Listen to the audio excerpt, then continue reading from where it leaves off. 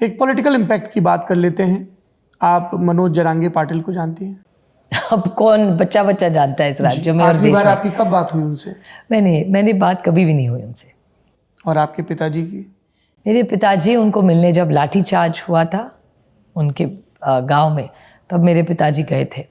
वो लाठीचार्ज कैसे हुआ, क्या हुआ, उन सबको मिलने के लिए तब उनकी मुलाकात हुई थी। शायद सारे चैनलों ने लाइव भी की थी। क्या मनोज जरांगे पाटिल और शरद पवार के बीच कोई डील हुई है? ऐसे इल्ज़ाम लग रहे हैं। इसीलिए पहले उन्होंने कहा चुनाव लड़ेंगे, फिर कहा कि दलित और अल्पसंख्यक समाज से प्रत्याशी नहीं मिले, इसलिए हम वापस ले रहे हैं ये फैसला। लोगों ने इसे इस तरह से पढ़ा कि पवार साहब को लगा कि उनका जो टर्फ है वहाँ पर वोट डिवाइड ना हो जाए एंटी इनकम्बेंसी और गुस्से के नाम पे, इसलिए ये समरसॉल्ट हुआ। ये कितना इंटरेस्टिंग बात है। देखिए 6 दशकों से महाराष्ट्र में कुछ भी हो, उसके अच्छा हो या बुरा हो, उसके जिम्मेदार शरद पवार होते। और मेरे ख्याल से मुझे पहले बुरा लगता था, अब लगता है नहीं ठीक है ये बात। क्योंकि अगर पूरा यहाँ का माहौल, पॉलिटिक्स 6 दशक एक ही आदमी और एक ही नाम के आमने सामने घूमता है, तो उस आदमी में कुछ तो बात है। बात तो है, जब वो राजनीति में आए तब पंडित नेहरू प्रधानमंत्री थे, आज नरेंद्र मोदी जी प्रधानमंत्री हैं। आप देखिए ना कितना लंबा दौर है। तो जो आदमी मिड 60s से एक्टिव हो, 67 तो जिक्र तो होगा ही।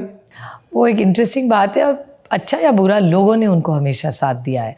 और एक सशक्त लोकतंत्र में जब कुछ भी नहीं होता तो कुछ भी लोग बोल देते हैं, तो इतना तो हक बनना। मैंने जैसे पहले कहा कि सुनने की भी ताकत रखनी चाहिए। ठीक है, लोग बोलते रहेंगे, हमने चलते रहना चाहिए। जी, आप लोगों की बात कर रही हैं। मेरे सामने राज ठाकरे का स्टेटमेंट है आपके एक और होम टर्फ पुणे से 9 नवंबर की रैली। उन्होंने कहा है कि शरद पवार जातियों को आपस में लड़ाते हैं। पहले मराठा वर्सेस ब्राह्मण किया, फिर मराठा वर्सेस दलित, फिर मराठा वर्सेस ओबीसी। राज ठाकरे जी 20-25 साल की राजनीति में 20-25 साल से यही आरोप करते आ रहे हैं, तो हमें उसकी तो आदत हो गई है।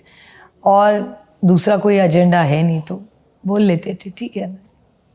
क्या रुख है आपकी पार्टी का मराठा आरक्षण पर? मराठा, धनगर, लिंगायत, मुस्लिम और भटके विमुक्त, जिसको VJNT इंग्लिश में कहते हैं, ये सारों की इस महाराष्ट्र में आरक्षण की मांग है।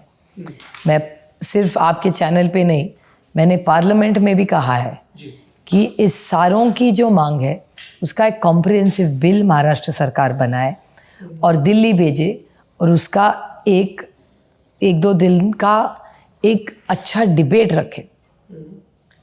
और जो सरकार मराठा, धनगर, लिंगायत, मुस्लिम और VJNT को आरक्षण का बिल लाएगी, उस सरकार के साथ हम पूरी ताकत से लड़ेंगे। और उसके साथ अच्छा स्ट्रॉन्ग बिल करने के लिए किसी की भी सरकार, मोदी जी की भी सरकार हो, मोदी जी की नहीं रही अभी, वो UPA की सरकार, NDA की सरकार हुई है, तो अगर मोदी जी और उनकी NDA की सरकार आए और मराठा, धनगर, लिंगायत, मुस्लिम और VJNT इन 5 का आरक्षण का बिल लाए, तो पूरी ताकत से हम NDA की सरकार के साथ खड़े रहेंगे। इस बिल को पारित करने के लिए हम UPA को मैं कन्विंस करूंगी कि आप हमारे साथ चलिए, और NDA के साथ खड़े होके हम उनके साथ वोट करेंगे और पूरी ताकत से उनको सपोर्ट करेंगे। 10 साल का सत्ता का अभ्यास है, UPA ही निकलता है पहले मुंह से।